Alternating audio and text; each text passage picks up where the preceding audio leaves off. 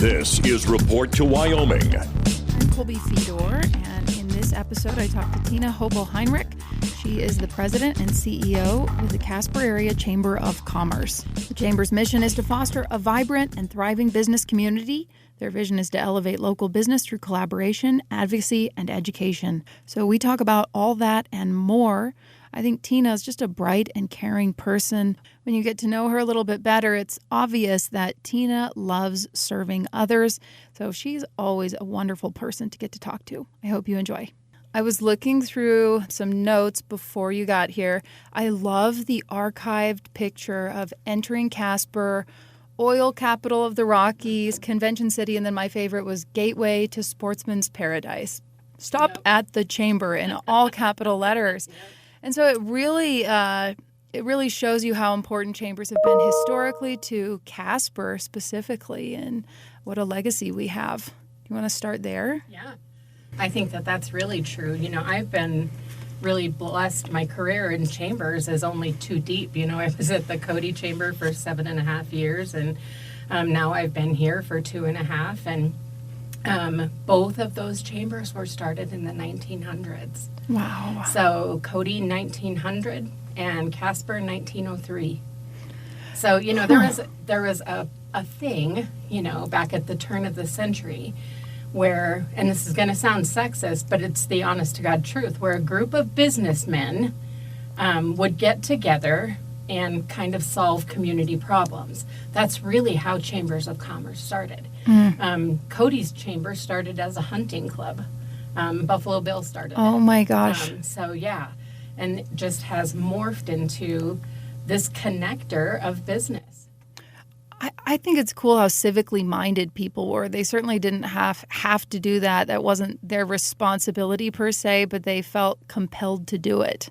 Yeah, I think that is something that I hope we're going to see a resurgence of. And, you know, to that end, this was Casper's first year to host the National Civic Bee. So we hosted that in March, and the person who won our Civic Bee here locally went on to the state Civic Bee that was the 8th of August. I went down for that just to kind of support our kiddos. 3 of the 4 finalists were from Casper. I thought that was so cool. And the girl who won here won the state tournament as well. So now she's off to the national tournament. And that'll be in the fall. And it's just so exciting. It's an opportunity for her to win $100,000. Wow. For her college fund. That would be But, cool. I mean, yeah. I mean, can you imagine for your little ones, have that socked away? And I think she's in the 6th grade, 7th grade. And a pretty good indicator that maybe that's a direction she'll end up heading in down the road. We need people like that. Yeah, she's an impressive young lady just in terms of public speaking and confidence. And she's got a lot going for her. But those civics questions, they do multiple choice answers. Those are hard. I was going to ask what kind of questions they're asking. Because I can think of a spelling bee. So civics is like... I mean, they're asking like treaty questions and questions about the Monroe Doctrine. And I mean, they were not easy. So I didn't even get 100%. So I think I got, in the 10 rounds, I think I got 17 out of 20. But it was... Yeah. I want to start studying up on this. It's fascinating. Yeah. Yeah. And I think a lot of us probably could learn a thing or two. And one thing I've noticed is a lot of people will weigh in on council happenings, especially when we were partnered with Oil City. They've got Tommy Culkin usually goes to those meetings and takes very good notes and publishes what's happening, and people weigh in on them. And it's sort of given me a glimpse of how easy it is to criticize without knowing all the context. And I'm not picking on our listeners or anything. It's shown me how hard it is to stay abreast of what's happening and to really see how these meetings are layered conversations that take, it's almost like doing your homework. Being informed it's difficult, even with press helping and publishing their notes. Yeah. It's something that my dad used to say all the time: if you're not part of the solution, you're part of the problem. And so it really is. And, I had to put my money where my mouth was this year earlier. There were some things that happened when we lost our Delta flight. And I had served on the Fly Casper Alliance, had volunteered my time there, was really passionate about air service. And so when the opportunity for airport board positions came open, I had a friend call me and say, you have to apply. And so, I went into the interview with the commissioners, and I just felt like I didn't have anything to lose. I would have loved to have served. And so I just kind of put myself out there, told them what I thought, and now I'm serving on the airport board. Oh, wow. And Okay. so it's daunting. I mean, you're drinking from a fire hose to learn everything about an international airport so that, you can weigh in on things in an intelligent manner.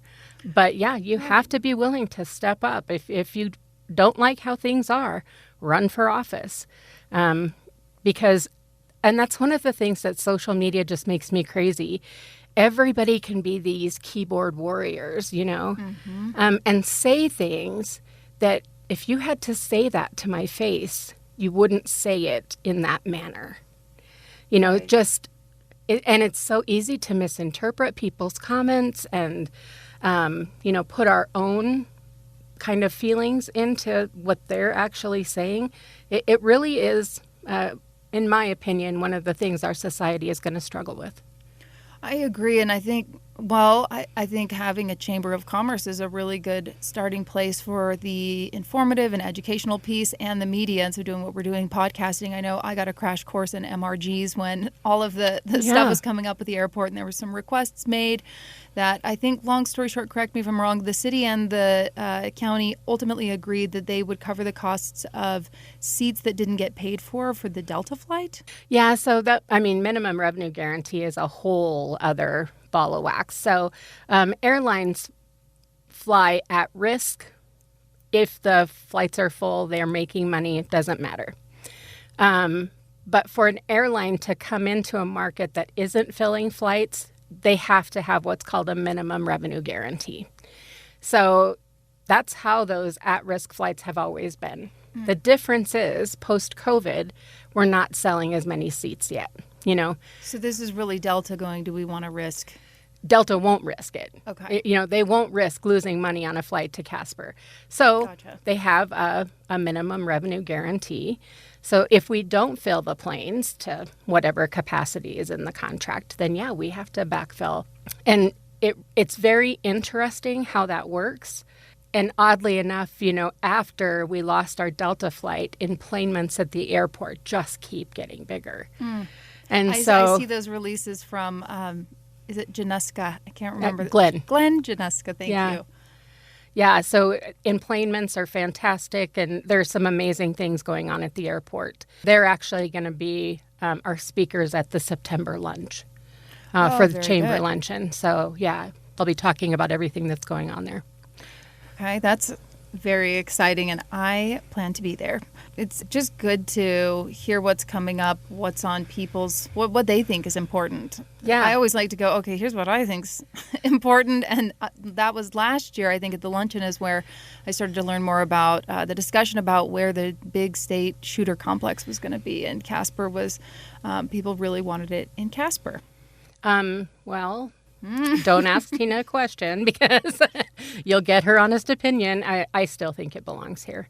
I think geographically it just makes more sense. And I came late to that committee, so I wasn't part of the committee that drafted the original proposal. But when we found out we were Final Four and we were with Cody, having just come from Cody, they asked if they could pick my brain about, the shooting complex. And I can remember sitting in that meeting and I said, so what is the point of the state giving this $10 million, to create a shooting complex? And they said, well, it's for economic impact. We want to be able to have these big competitions here. And I said, so bring revenue into the state. And I said, so really what we need to do is drop a 200-mile radius around all four of the finalists and see where we're going to keep the most revenue. So Gillette bled into Rapid City, Cody almost completely into Montana. I can't remember where the third one was, Cheyenne maybe. So Colorado. Colorado. But in Casper, like a tiny little strip that bled out, all that revenue was going to stay in the state. So if you're doing something for the purpose of economic impact and keeping money here, that should be the focus on where you put it, right? That's a really good argument, yeah. And so it just makes no sense to me. And I fell in love with shooting in Cody. Before moving to Cody, I was not a gun owner. And now I own several. My son and I belong to the shooting range there. He learned to shoot trap and skeet and shot through the 4-H club on weekends in the summer. So, yeah, it was an amazing experience for us, so I get it. They do have the museum there. That's an amazing resource, so I get it. But if your purpose is economic impact, put it where it's going to make the biggest bang for your buck.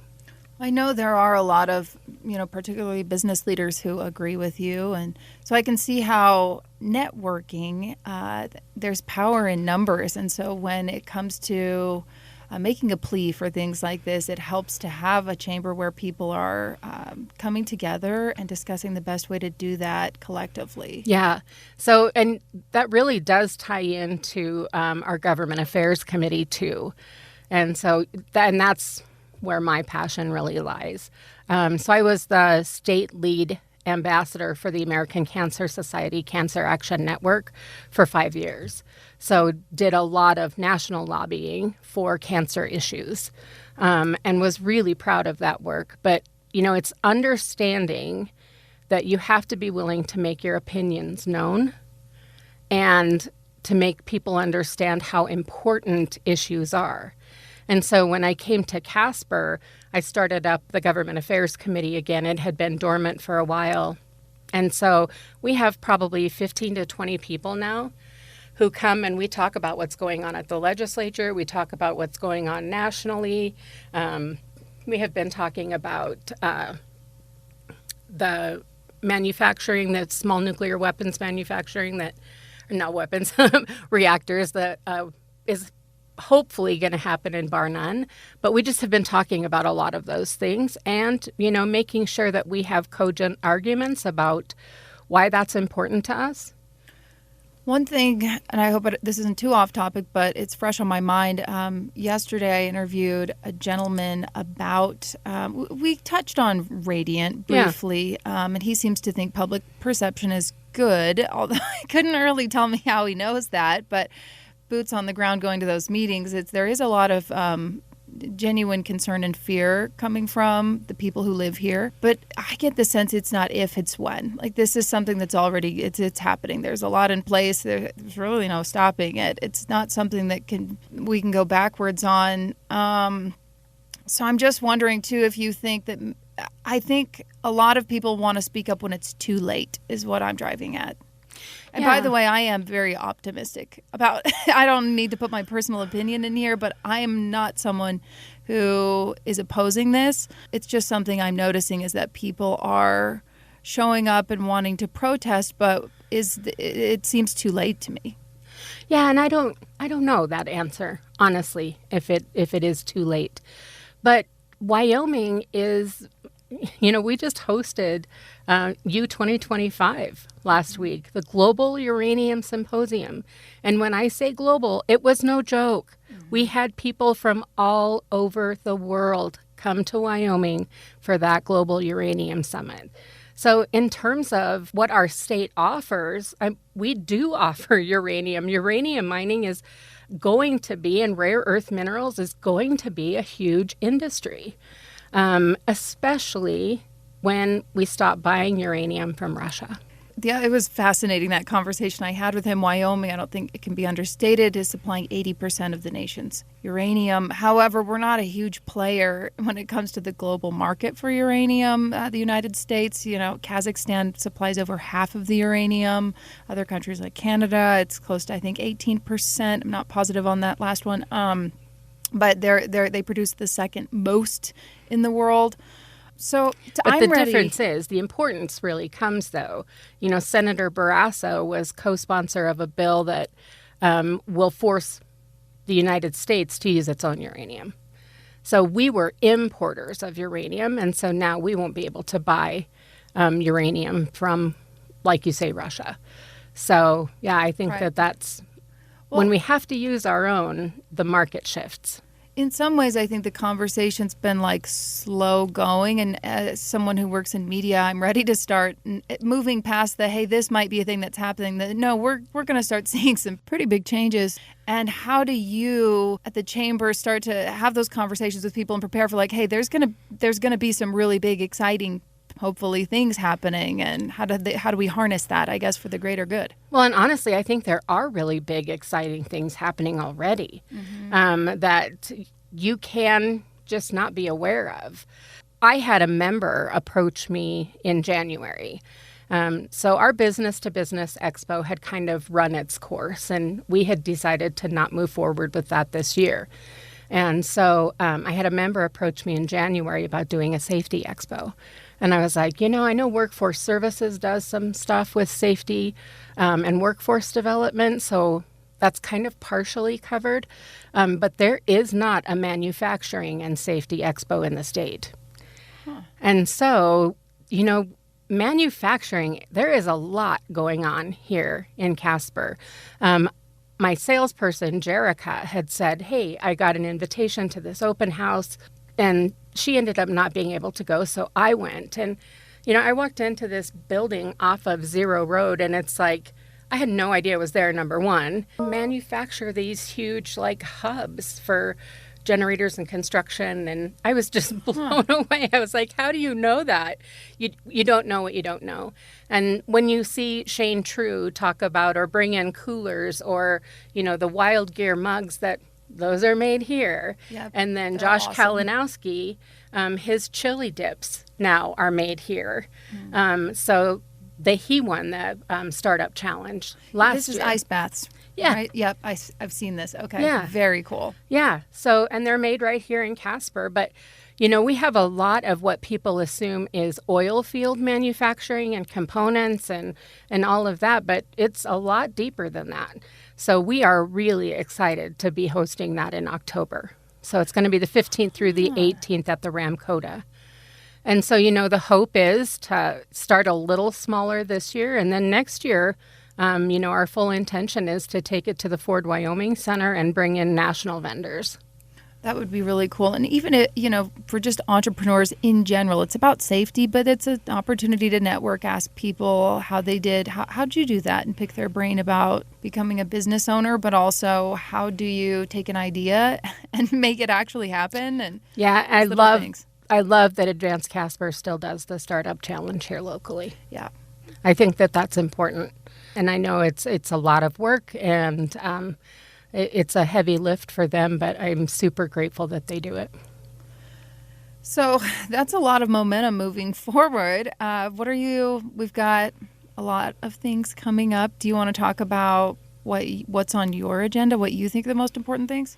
I think that we just have come really far, and it's been a sprint, definitely, to get to where we are. And so what I think I'm really looking forward to is just continuing to network and really getting more comfortable here in Casper, continuing to meet people. And, everybody, when I moved, said, why would you leave Cody? And I'm like, now, why would you ever leave Casper? Everyone has been so welcoming here that you just have amazing people that live in this community. Yeah, I've been here 3 years, and I agree. Moving from Bozeman was a little bit different. I am a Wyoming girl at heart. I grew up in a small town in Wyoming. Moving to Casper, at first I didn't know anybody, and I was like, I don't know about this. But now it's been 3 years, and I'm like, Casper is awesome. Yeah. It has everything that I want here. It's not crowded like Bozeman had gotten. We call it Bose Angeles. Yep. And I still love Bozeman and Montana, but it was so just getting from my house to campus would take half an hour. And I love that I can be at the base of the mountain and zip down by the river in like 5 minutes. Yeah. I mean, Casper is really, that outer road is a genius thing. So I spent 25 years in Great Falls, And we needed that southern arterial, where you could zip from one end of town to the other, and they just have never done it. So to come to a community that's like, yeah, let's put that in, it is brilliant. I love that because you can just get across town and lickety-split. It's amazing. Also, the arts and all the things that we have here. If you love sports, there's something for everybody. Yeah. The Nicolaitan Art Museum, I've become a really big fan of, and they're doing a thing next week, and I'm so excited to go because I know it's going to be really, really cool.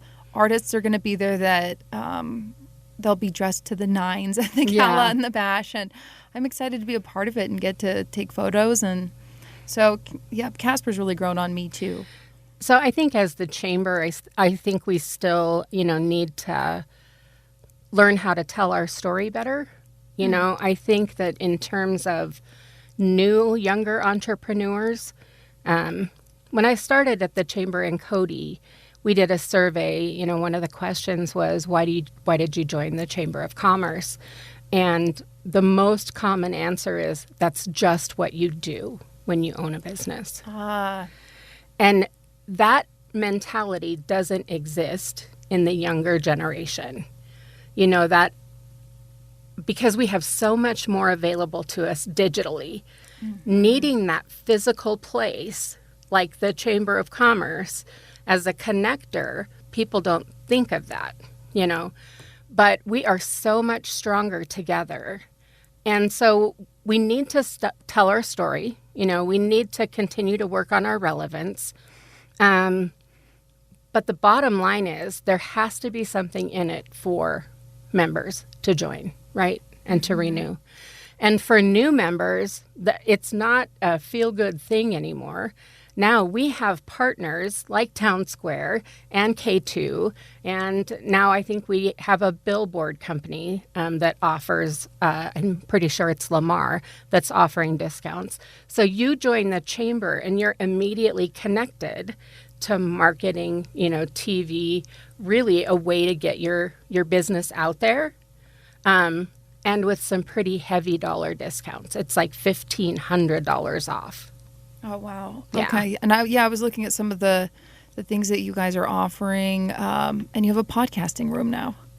Yeah, we do. I need to do a podcast in your podcasting room. You're welcome in my podcast room anytime. Oh, I'd love to just check it out. I think we want a new podcast room downstairs that's a little cozier. So I want to see what you guys have going on. So maybe we should do one there the next time we chat. Well, Eric Lindemood used to do his podcast here, and now he is using our podcast room really regularly. So to do the Wyoming Business Spotlight. And so, again, you don't know what you don't know. Like, I just found out about that. But for anybody starting a new business, it might be cool just to have that as a resource, to be able to go and use that. Yeah. But I also think about what you just said.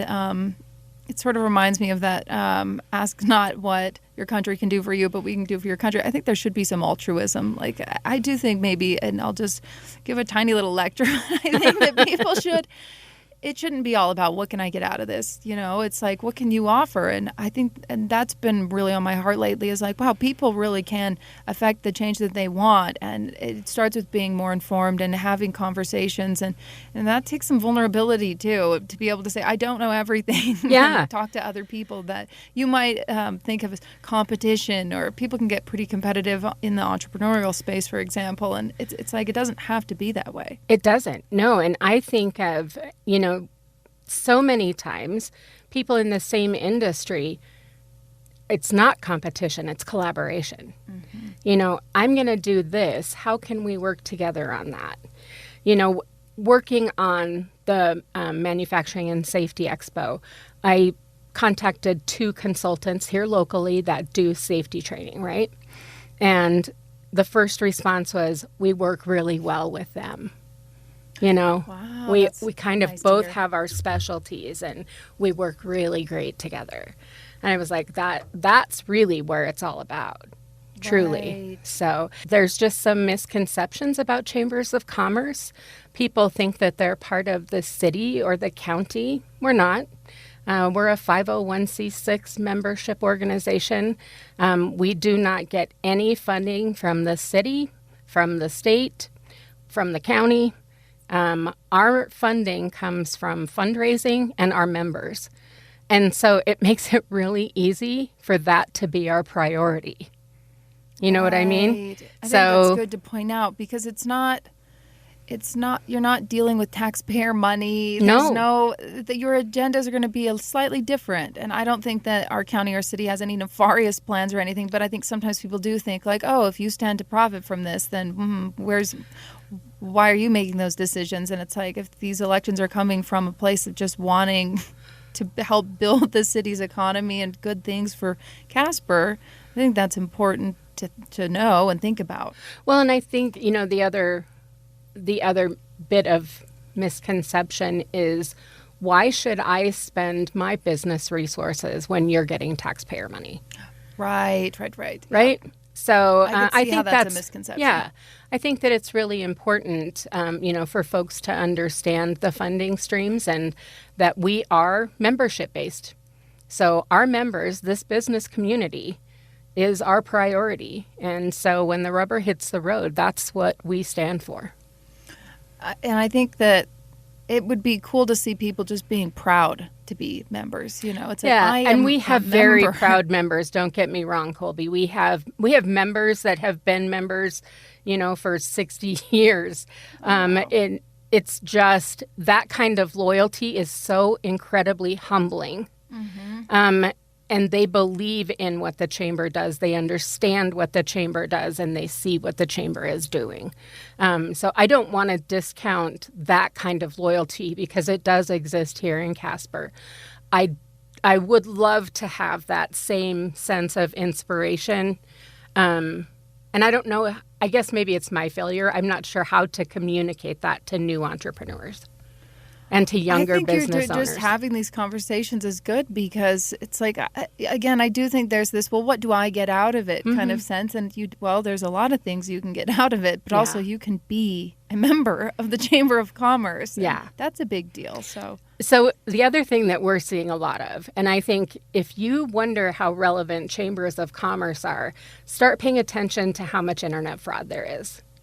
I mean, there is a push in Cheyenne to, talk about retail theft. I think it's much bigger than that. We have so many corporations that are incorporated in the state of Wyoming, and I bet we get 5 calls a week at least from somebody from out of state saying, I just got one the other day.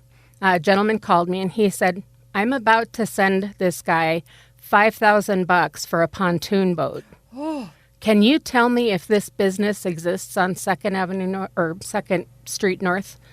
And I said, well, there is a business out there that, has a similar product line, but it's not that business. And so I physically got in my car, drove out there. The address that they had listed didn't exist. I called the number, was not anyone local. And I had to call the guy back and say, my research says don't send it. This is a scam.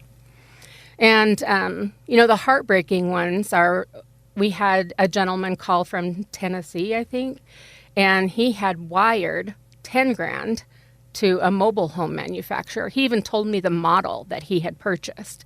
He'd wired them $10,000, and he said, they're supposed to be in Casper, and I wired the down payment, and now they won't return my calls.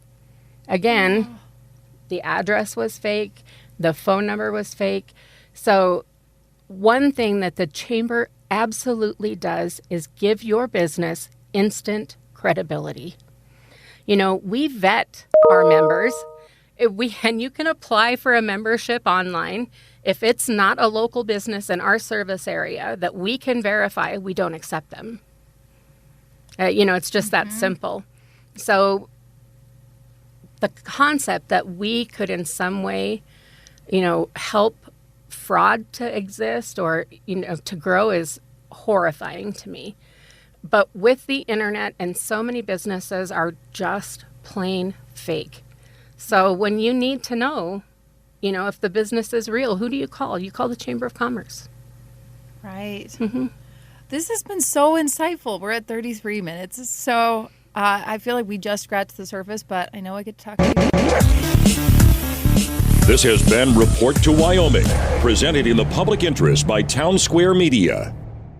Hi, I'm Sherry Harris, owner of Life Source Water. As a new grandmother and lifelong Californian, I care about what's in the water my family uses every day. For over 40 years, our whole house water system has protected Bay Area families with filtered water from every tap. Now we are offering a double dip in savings. Free basic installation plus an extra $250 off. That's up to $1,200 in savings. Call our factory at 1-800-WATER-99 or visit lifesourcewater.com. Hurry, offer ends September 30. Warranty limitations apply.